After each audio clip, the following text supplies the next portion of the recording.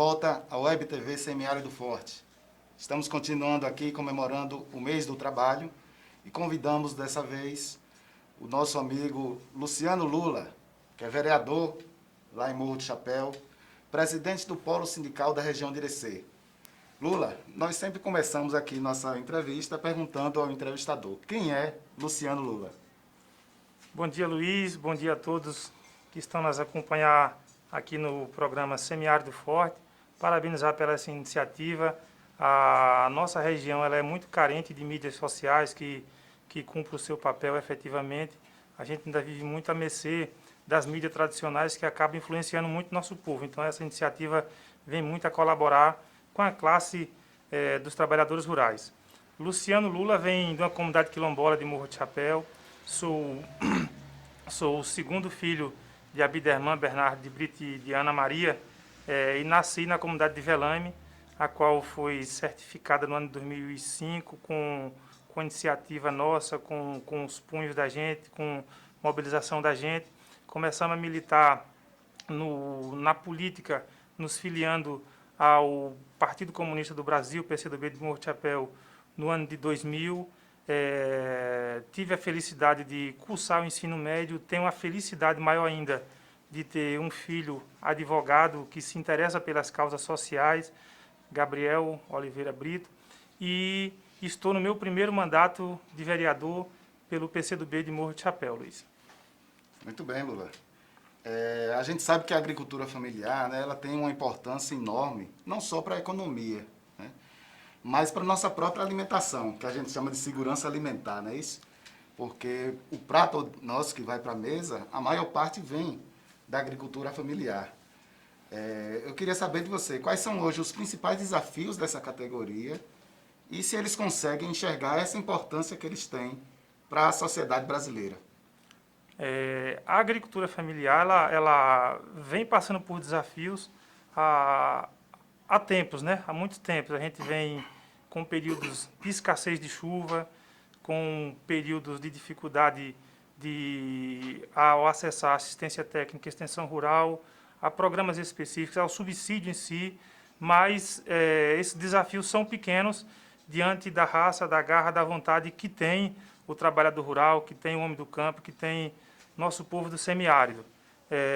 A agricultura começa na humanidade a partir da expertise, da sabedoria de uma mulher, quando os primórdios que viviam da caça e da pesca não se organizavam coletivamente e as mulheres que eram incumbidas de fazer as refeições, cuidar dos animais, da pesca e da caça, enfim, e elas começavam ali a jogar os restos de alimento, o lixo, né, próximo ali das suas cabanas. E de forma muito inteligente, a mulher começa a observar que ao jogar a semente das frutas, a semente dos legumes, as frutas começam a nascer, né? Começa ali a germinar.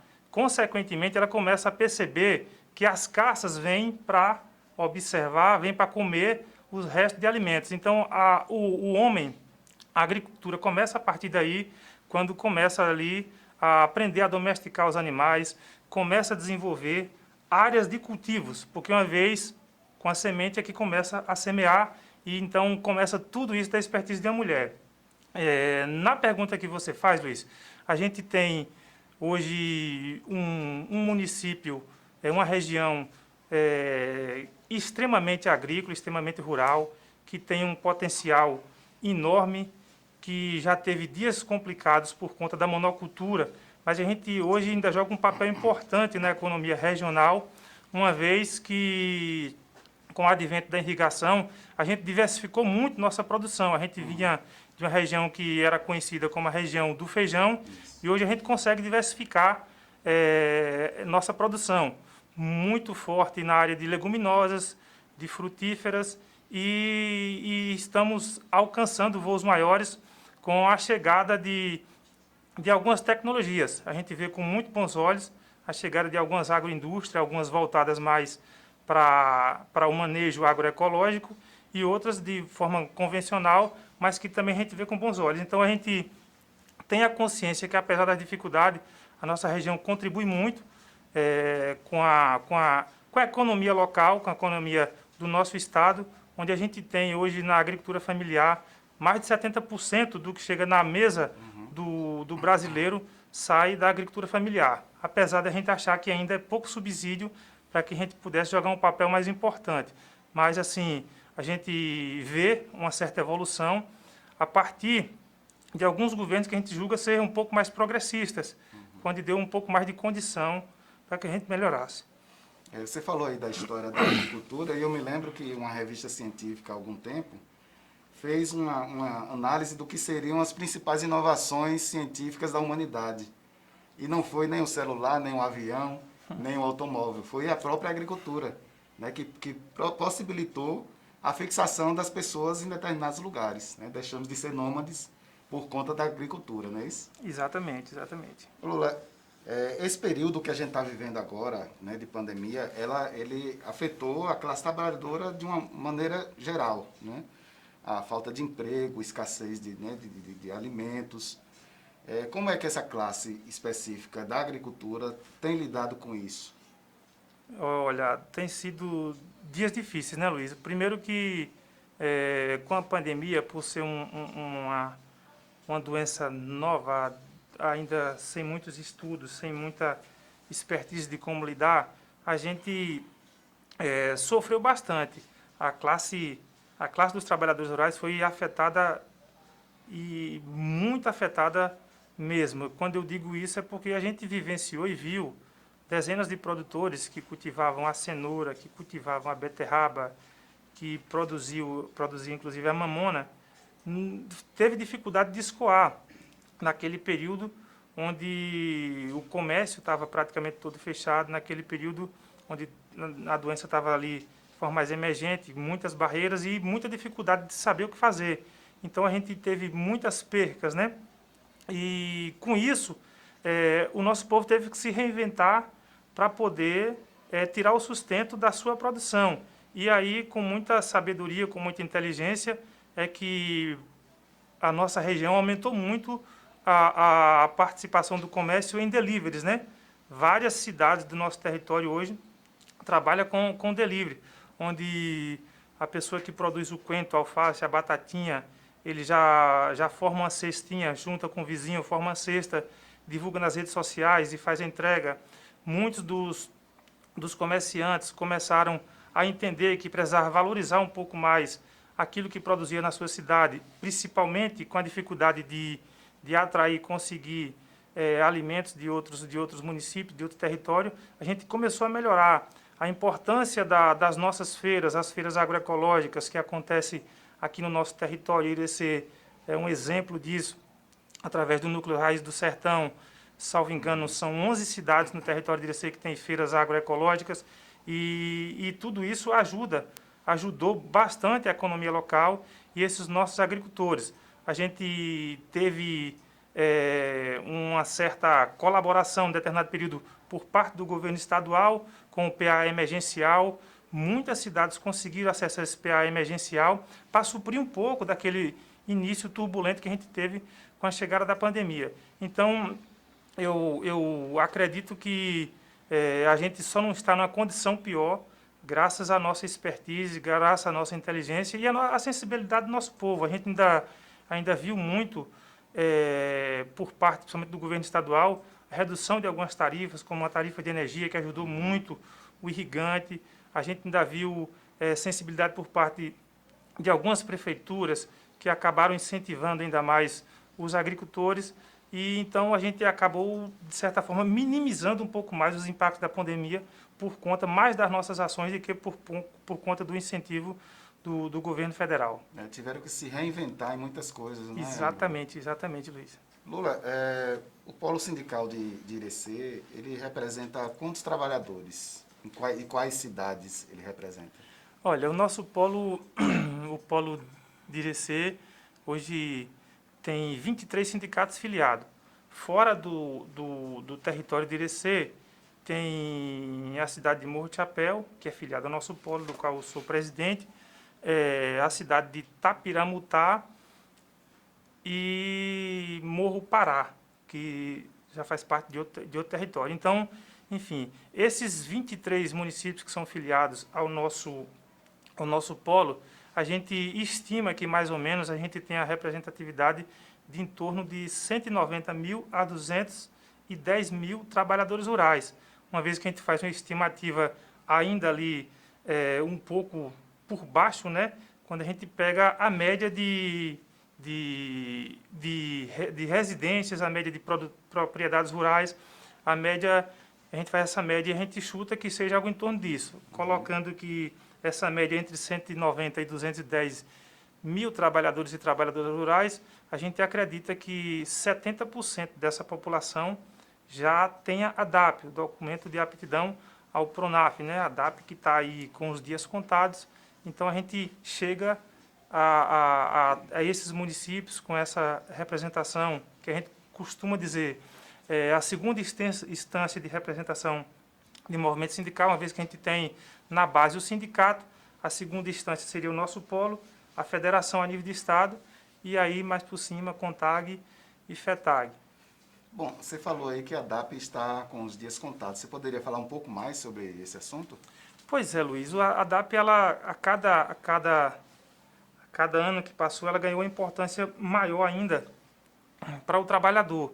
A importância em acessar as políticas públicas voltada para o homem do campo, dando créditos, subsídios, proporcionando a gente jogar a nossa produção em programas institucionais, e a DAP vai ser substituída, a gente acredita que até o mês de dezembro, pelo CAF, que é o Cadastro da Agricultura Familiar, que é um cadastro um pouco mais amplo. A gente acredita que vai acabar ali contemplando de fato a família. A gente vai ter um norte melhor de organização, de ser, de pessoas que estão no campo, que atuam de fato no campo. E o que a gente só espera é que essa política de incentivo, de crédito de produção, seja estimulada ainda mais. A gente viu que a partir do PRONAF as coisas mudaram no campo, as coisas mudaram na região de Irecê. Se a gente for voltar no tempo, há um pouco mais de 20 anos antes do PRONAF, a gente vivia em terras arrasadas, com dificuldade de produção, com dificuldade de criação, sem acesso ao crédito. Então, a DAP proporcionou hoje a gente viver com muita dignidade. Eu costumo dizer que nosso povo está fazendo o caminho de volta. Era muito comum a nossa turma, a nossa gente, ficar nas cidades e migrar ainda mais para as regiões metropolitanas. Então, quem está nas regiões metropolitanas estão vindo cada vez mais para fazer o caminho de volta. Quem está na cidade hoje só não consegue, só não tem um espaço no território rural se tiver dificuldade financeira. Mas é no campo, é na zona rural que o semiárido de Irecê pulsa, que a região de Irecê vive. Então, essa identidade que a gente tem, a gente não deixa se perder jamais. Então, esse avanço, né, que está ocorrendo aí entre a DAP e o CAFI, vocês esperam que não seja um avanço só cadastral, mas um avanço que mantenha as políticas de financiamento para o setor, não é isso? Sem dúvida nenhuma, que venha aprimorar as que já existem, que possa criar novas alternativas, porque o campo precisa jogar um papel ainda mais importante, não só para a economia, mas para a cultura e para a existência do nosso povo. Porque a gente não pode pensar no campo apenas como espaço de produção. A gente precisa pensar no campo como espaço de sobrevivência, espaço de gente, espaço de cultura, espaço de saberes, né? E isso a gente espera que a gente consiga, com o CAF, com governos que venham pensar um pouco mais nesse sentido. Falando um pouco sobre direitos da classe trabalhadora rural, a gente viu que havia uma proposta de reforma da Previdência que atingiria muito a classe trabalhadora do campo, mas que acabou revertendo, né? Não houve tanta mudança assim. Você deve a quê essa conquista da classe trabalhadora rural? Olha, Luiz, é uma pergunta interessante e poder dialogar nesse sentido muito interessante ainda, porque a gente, ainda que pareça contraditório, mas a gente não está vivendo dias mais difíceis ainda para o segurado especial, após a reforma da Previdência, algumas medidas que vieram a ser tomadas a partir do presidente Michel Temer até os dias atuais, não está mais complicado ainda por conta da nossa força, da nossa energia. Então, quando a gente fala, é a nossa força, da nossa energia, mas a gente, querendo ou não, precisa ser bem francos e verdadeiros, né? A gente gostaria que tivéssemos lá em cima, nos representando em Brasília, na Assembleia Legislativa, pessoas que jogassem um papel mais importante ainda na defesa dos trabalhadores, em especial os segurados especiais. E quando a gente vai observar o Congresso que a gente tem, é de fazer medo, né? Uma vez que a gente tem poucos parlamentares ligados à classe trabalhadora e a gente precisa debater, discutir a política e a sobrevivência do nosso povo por cima, né? E quando você pega, você traz isso aí, que a reforma da Previdência nos impactou minimamente, a gente deve muito à capilaridade que tem as FETAGs, né? As federações estaduais, no caso da Bahia, a nossa FETAG Bahia.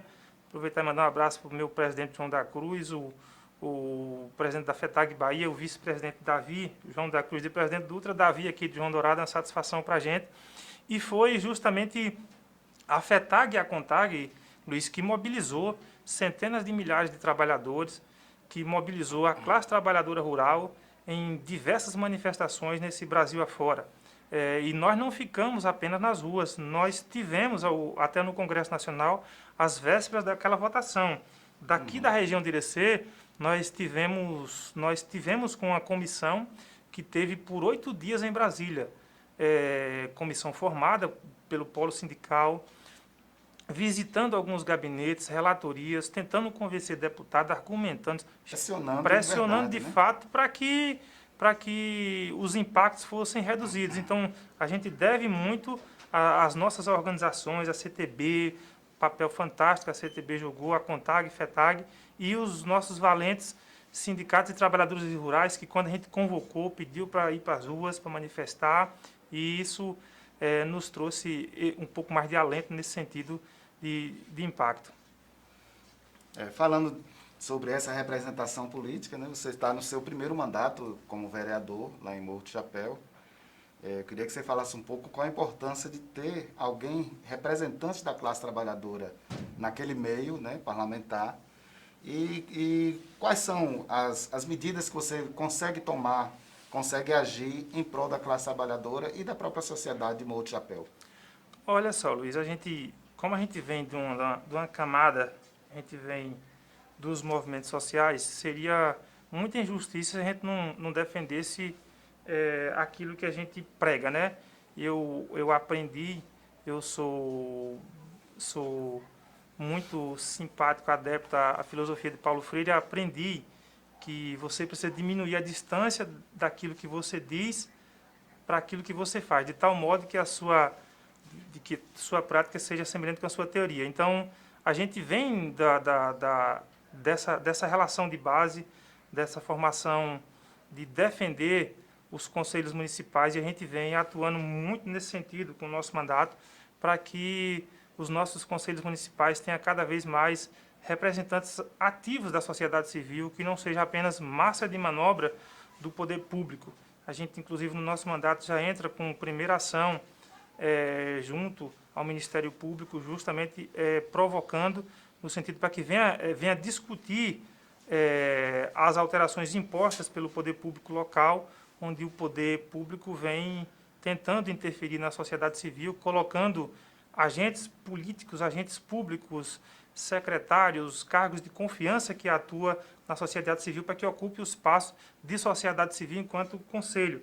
E a gente vem nessa linha, a gente vem atuando forte também junto aos trabalhadores da educação. O Morro do Chapéu vive um momento delicado nesse sentido, quando a gente julga que percas de direitos estão acontecendo, nosso povo sendo, de certa forma, ali jogado contra a população, quando a gente vê a principal emissora de rádio colocar que professor está fazendo corpo mole, que não quer trabalhar, que não está trabalhando. A gente vem muito nessa linha de fazer essa defesa, estamos próximos, porque a gente entende que o nosso mandato é de lutas e vamos atuar frente a toda a classe trabalhadora. O trabalhador do campo, o trabalhador da cidade vai se sentir representado por esse mandato.